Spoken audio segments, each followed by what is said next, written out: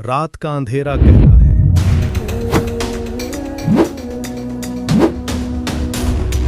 शहर सो रहा है, महलों के दरवाजे बंद हैं।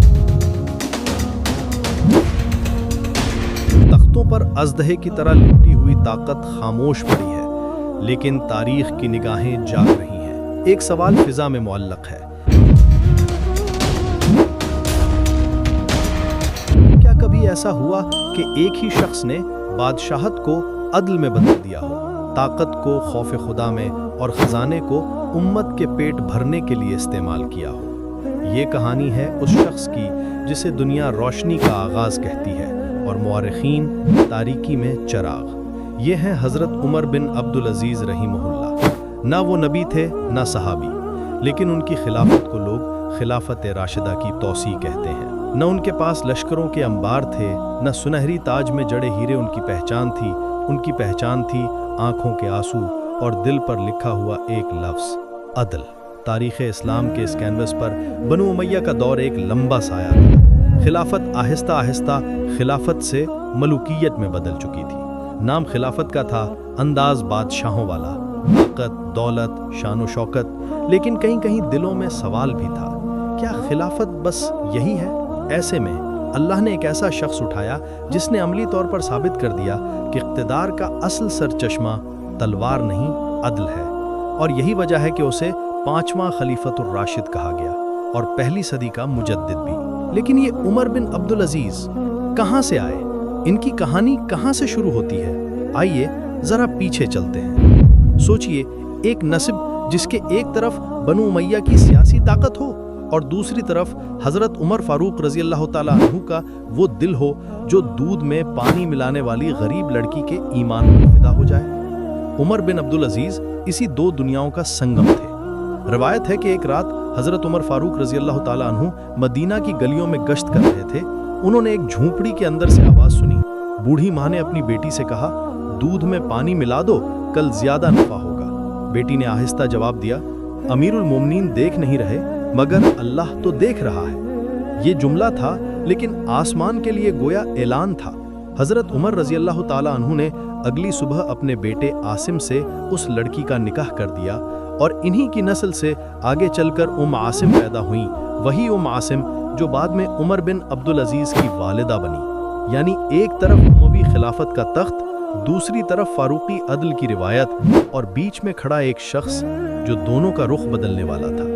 इनकी विलादत हलवान मिस्र या मदीना के करीब किसी बस्ती में हुई। वालिद अब्दुल अजीज़ बिन मरवान मिस्र के गवर्नर, ताकतवर, बाअसर, शान व शौकत से भरपूर। इनके घरों में खद्दाम, इनके दस्तरखानों पर शाही खाने, इनके दरवाज़ों पर दरबान और इनके सामने झुके हुए सर। लेकिन इस बच्चे की तरबियत के लिए जगह मुंतखब हुई। मिस्र का कोई महल नहीं, बल्कि मदीना मुनव्वरा।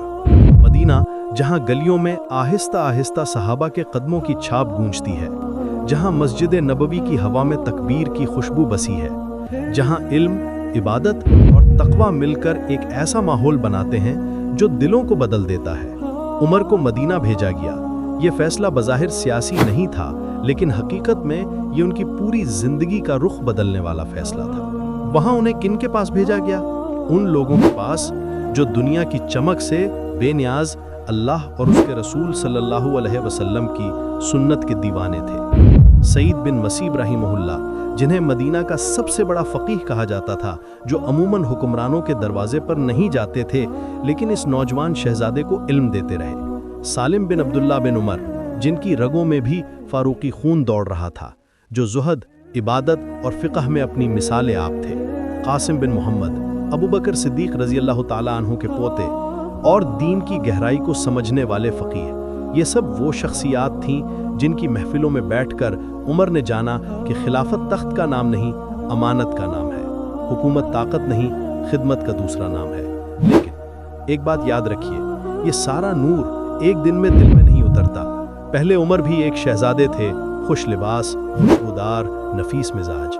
तारीख कहती है कि वो गालिया नामी कीमती अत्र इस्तेमाल करते थे जिसकी कीमत हज़ारों दिरहम थी। वो जिस रास्ते से गुजरते गलियां महक उठती। इनका लिबास हजार हजार दिरहम की मालियत का होता। चाल ही अलग पहचान बन गई थी। उमर की चाल وہ واقعی ایک شہزادے کی طرح جیتے تھے، لیکن یہی عمر جب حکمرانی کی بوجھ کے سامنے کھڑے کیے گئے تو اندر سے ہل کر رہ گئے۔ یہاں سے کہانی ایک نیا رخ لیتی ہے۔ سن 8077 ہجری ولید بن عبد الملک نے انہیں مدینہ کا گورنر بنایا۔ اب ایک شہزادہ حکومت کی سیٹ پر بیٹھ رہا ہے۔ عام اموی گورنر ہوتے تو شاید پہلے دن اپنی طاقت دکھاتے، فوجی پریڈ کرتے، محل سجواتے، محافظوں کی لائنیں بڑھواتے، لیکن عمر نے جو کیا وہ اقتدار کے مزاج کے خلاف تھا، لیکن اسلام کی روح کے عین مطابق۔ انہوں نے مدینہ کے 10 بڑے فقہا کو بلایا، ان کے سامنے بیٹھ گئے۔ کوئی شاہانہ کرسی نہیں، کوئی بادشاہی انداز نہیں، بس ایک خادم کی طرح، اور کہا، میں چاہتا ہوں کہ مدینہ میں کوئی فیصلہ تمہاری مشورت کے بغیر نہ ہو۔ اگر میں غلطی کروں تو اللہ کے لیے مجھے روک دینا۔ سوچئے، یہ جملہ آج کا کوئی حکمران بول دے تو کیا ہوگا؟ یہاں تو لوگ مشورہ دینے پر بھی خوشامد کر بیٹھتے ہیں، وہاں تو خود گورنر کہہ رہا ہے مجھے روک دینا۔ یہ وہ وقت تھا جب عراق میں حجاج بن یوسف جیسے گورنر تھے، جن کا نام آتے ہی لوگ کانپ جاتے۔ وہ جبر، خوف، تلوار اور کوڑے کا نام تھا۔ ایسے ماحول میں مدینہ میں ایک شخص عدل، شورا اور نرمی کا باب کھول رہا تھا۔ ظلم سے بھاگ کر عراق، خراسان اور دیگر علاقوں کے لوگ مدینہ آتے اور عمر بن عبدالعزیز انہیں پناہ دیتے۔ حجاج اس بات سے آگ بگولا ہو گیا۔ اس نے خلیفہ ولید کو خط لکھا، عمر باغیوں اور منافقوں کو پناہ دے رہے ہیں، یہ سلطنت کے لیے خطرہ ہیں۔ نتیجہ یہ نکلا کہ 93 ہجری میں انہیں گورنری سے ہٹا دیا۔ دنیا کی نظر میں شاید یہ ان کے کریئر کا دھچکا تھا، لیکن حقیقت میں یہی وہ مقام تھا جہاں سے ان کی اخلاقی عظمت لوگوں کے دلوں میں گھر کرتی گئی۔ وقت گزرتا گیا، حکمران بدلتے گئے، محلوں میں سازشیں چلتی رہیں۔ پھر سلیمان بن عبد الملک کا وقت قریب آ گیا۔ وہ جانتا تھا اس کے بعد کون آئے گا؟ کیا پھر کوئی ایسا آئے گا جو بنو امیہ کو اور سخت بنا دے گا، یا کوئی ایسا جو اللہ کے سامنے جواب دہی کے احساس کے ساتھ اٹھے گا؟ یہاں رلہ بن حیوہ کا کردار سامنے آتا ہے، ایک عالم، ایک ناصح جو سچ بولنے سے نہیں ڈرتے تھے۔ انہوں نے سلیمان سے کہا، اگر تم چاہتے ہو کہ قبر میں سکون پاؤ تو اپنی اولاد کے بجائے امت کے لیے افضل انسان کو چنو، اور وہ عمر بن عبدالعزیز ہیں۔ یہ فیصلہ آسان نہیں تھا، لیکن سلیمان مان گئے۔ انہوں نے وصیت لکھ دی، میرے بعد خلیفہ عمر بن عبدالعزیز ہوں گے۔ جب سلیمان فوت ہوئے تو رجا بن حیوہ نے لوگوں کے سامنے وہ وصیت پڑھی، اور اچانک نگاہیں اس شخص پر اٹھ گئیں جو خود بھی اس فیصلے پر لرز چکا تھا۔ عمر بن عبدالعزیز کا چہرہ زرد پڑ گیا، وہ رو پڑے۔ انہوں نے کہا، میں نے کبھی یہ بوجھ نہیں مانگا، میں تو اس سے ڈرتا ہوں۔ لیکن عوام، جن کے دلوں میں پہلے ہی ان کا نقش بن چکا تھا، وہ چیخ اٹھے، ہمیں آپ چاہیے، ہمیں آپ چاہیے۔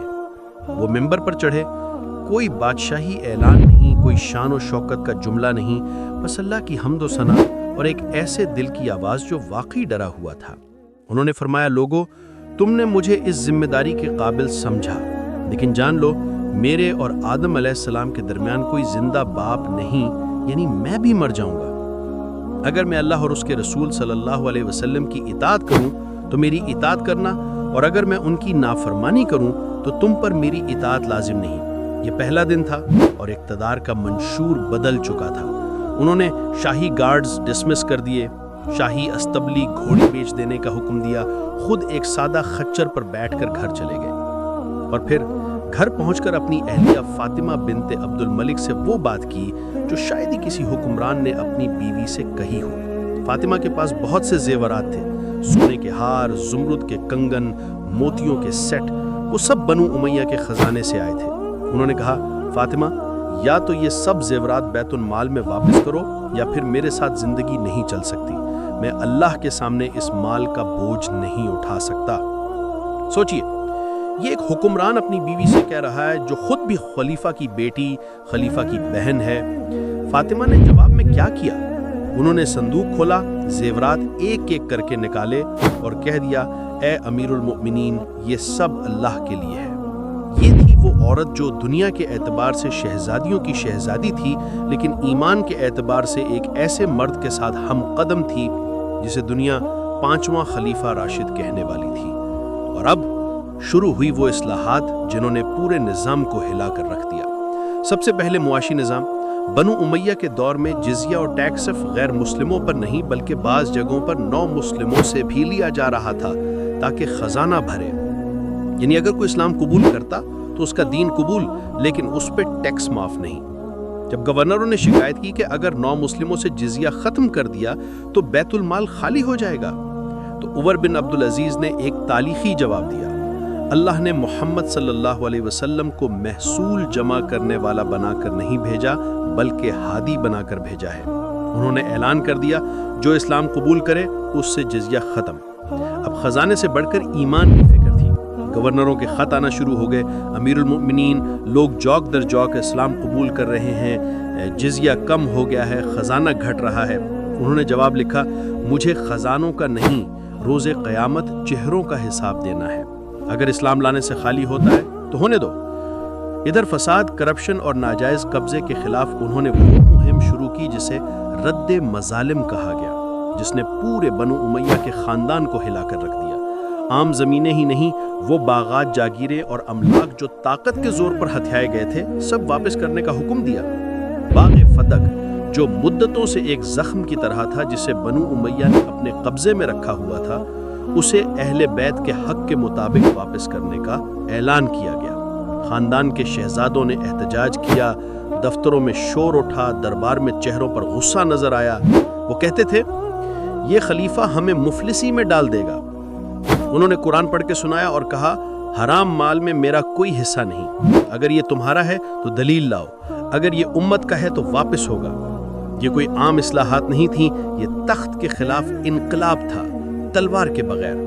یہی نہیں، انہوں نے پولیٹیکل لینگویج بھی بدل دی۔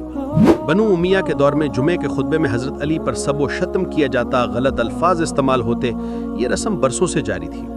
عمر بن عبدالعزیز نے ایک حکم نامہ جاری کیا، آج کے بعد خطبوں میں کسی صحابی پر زبان درازی نہیں ہوگی، اس کی جگہ یہ آیت پڑھو، ان اللہ یأمر بالعدل والاحسان۔ اور آج بھی دنیا بھر میں جمعے کے خطبے میں یہی آیت پڑھی جاتی ہے، یہ ان کے فیصلے کا زندہ ثبوت ہے۔ خوارج کے ساتھ پہلے تلوار سے بات ہوتی تھی، وہ لوگ جو ریاست کے خلاف اٹھتے ان پر چڑھائی ہوتی، جنگیں ہوتی، خون بہتا۔ عمر نے قلم اٹھایا اور خوارج کو خط لکھا، آؤ بات کرتے ہیں، اگر حق تمہارے پاس ہے ہم قبول کریں گے، اگر حق ہمارے پاس ہے تم باز آ جاؤ، طاقت سے نہیں دلیل سے۔ اور اس سے خون ریزی کم ہوئی، دل نرم ہوئے اور امت میں نرم لہجہ واپس آیا۔ ان کی ایک اور خاموش لیکن بہت بڑی خدمت حدیث کا تحفظ ہے۔ انہیں احساس ہوا کہ صحابہ اور تابعین دنیا سے جا رہے ہیں، علم دلوں اور زبانوں میں ہے، اگر لکھا نہ گیا تو آنے والی نسلوں تک اصل دین کیسے پہنچے گا؟ انہوں نے مدینے کے گورنر ابو بکر بن حزم کو خط لکھا اور ساتھ مشہور محدث ابن شہاب زہری کو حکم دیا، رسول اللہ صلی اللہ علیہ وسلم کی حدیث جمع کرو، انہیں لکھ لو، مجھے ڈر ہے کہ علماء اٹھتے جا رہے ہیں اور علم مٹ جائے گا۔ یہی وہ بنیاد تھی جس پر بعد میں حدیث کی وہ عظیم عمارت کھڑی ہوئی جسے ہم بخاری، مسلم اور دیگر مجموعوں کی صورت میں دیکھتے ہیں، یعنی صرف عدل نہیں، علم کی حفاظت بھی۔ اب ذرا معاشی نتائج دیکھیے، کرپشن بند، شاہی خرچے کم، شورا کو ہونے والے بیجا انعامات ختم، فضول دعوتیں بند، ظالم گورنر معزول، لوگوں کے حقوق واپس، اور ساتھ ہی زکوٰۃ و صدقات کا منصفانہ نظام۔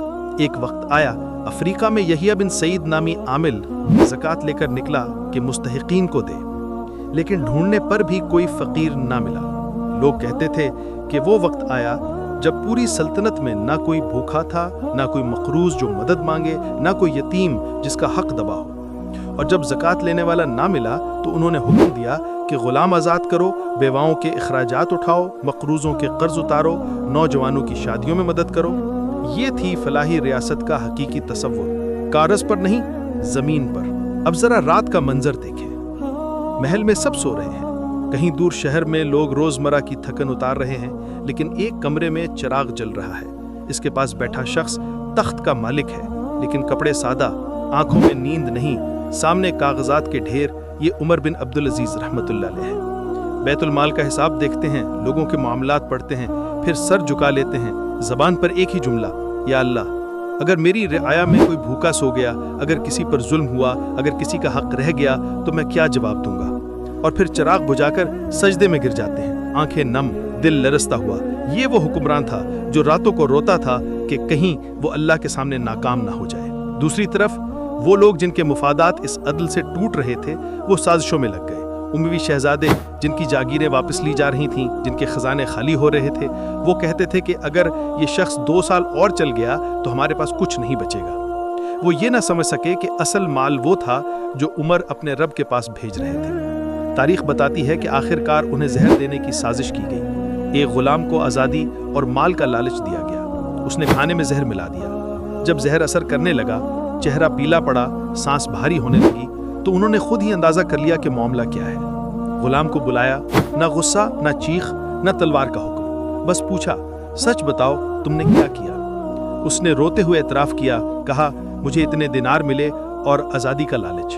انہوں نے وہ رقم بیت المال میں جمع کروا دی اور غلام سے کہا جاؤ کہیں دور نکل جاؤ، کہیں لوگ تمہیں غصے میں قتل نہ کر دیں، میں نے تمہیں اللہ کے لیے معاف کیا۔ یہ وہ لمحہ تھا جو بتاتا ہے کہ یہ آدمی صرف عدل نہیں کرتا تھا، دشمن پر بھی رحم کرتا تھا۔ آخری دنوں میں جسم کمزور ہو گیا تھا لیکن روح کی روشنی اور تیز ہو گئی۔ بستر پر لیٹے لیٹے وہ قرآن پڑھتے رہے، یعنی یہ آخرت کا گھر ہم ان لوگوں کے لیے بناتے ہیں جو زمین میں بلندی نہیں چاہتے اور نہ فساد چاہتے ہیں۔ آواز آہستہ آہستہ مندم ہوئی، دل نے آخری دھڑکن لی اور وہ اس دنیا سے رخصت ہو گئے۔ صرف 2 سال سے کچھ زائد کا دور خلافت، عمر تقریباً 39-40 سال، لیکن اثر صدیوں پر محیط۔ بعد میں جب یزید بن عبد الملک خلیفہ بنا تو اس نے فاطمہ بنت عبد الملک کو پیغام بھیجا، آؤ اپنے زیور واپس لے لو جو تم نے عمر کی زندگی میں بیت المال میں دیے تھے۔ فاطمہ نے جواب دیا، میں نے ان کی زندگی میں ان کی بات مانی، اب ان کی موت کے بعد ان کی نافرمانی نہیں کروں گی۔ یہ تھی وہ عورت، یہ تھے وہ مرد جنہوں نے ہمیں بتایا کہ ایمان صرف نماز کا نہیں، کردار کا بھی نام ہے۔ اگر آپ حجاج بن یوسف کے ظالمانہ ماڈل کو دیکھیں جہاں ٹیکس، جبر، خوف اور تلوار کا راج تھا، اور پھر عمر بن عبدالعزیز رحمۃ اللہ علیہ کے عدل، مشاورت، علم اور تقوی پر مبنی ماڈل کو دیکھیں تو آپ کو 2 الگ الگ دنیا نظر آئیں گی۔ ایک طرف ریاست کا مقصد خزانہ بھرنا، مخالف کو کچلنا، آواز کو دبانا، دوسری طرف ریاست کا مقصد عدل قائم کرنا، غربت ختم کرنا، علم بچانا اور اختلاف کو مکالمے سے حل کرنا۔ یہی وجہ ہے کہ تاریخ نے فیصلہ کر دیا عمر بن عبدالعزیز امویوں کے درمیان اجنبی نہیں بلکہ خلفائے راشدین کا تسلسل تھے۔ آج بھی جب اجتماعی عدل، فلاحی ریاست، کرپشن کے خاتمے اور حکمران کی جواب دہی کی بات ہوتی ہے تو عمر فاروق رضی اللہ عنہ کے بعد جس کا نام سب سے پہلے ذہن میں آتا ہے وہ یہی عمر بن عبدالعزیز رحمۃ اللہ علیہ ہے۔ واقعی وہ تاریکی میں روشنی کا آغاز تھے، ایک ایسا چراغ جس کی کرنیں آج بھی دلوں کو روشن کر سکتی ہیں اگر ہم چاہیں۔ اگر آپ چاہتے ہیں کہ ایسے ہی روشن کرداروں کی کہانیاں آپ کا دل، آپ کی سوچ اور آپ کی زندگی بدلتی رہیں تو اس سفر میں ہمارے ساتھی بن جائیں۔ ہمارے YouTube چینل کو سبسکرائب کیجئے، ویڈیو کو دوسروں تک پہنچائیں تاکہ عدل، تقوی اور روشنی کے یہ سبق صرف کتابوں میں بند نہ رہیں بلکہ دلوں تک پہنچیں، گھروں میں بسیں اور شاید کسی ایک دل کی دنیا بدل دیں، کیونکہ نور وہی پھیلا سکتا ہے جو خود بھی اس روشنی سے حصہ لے۔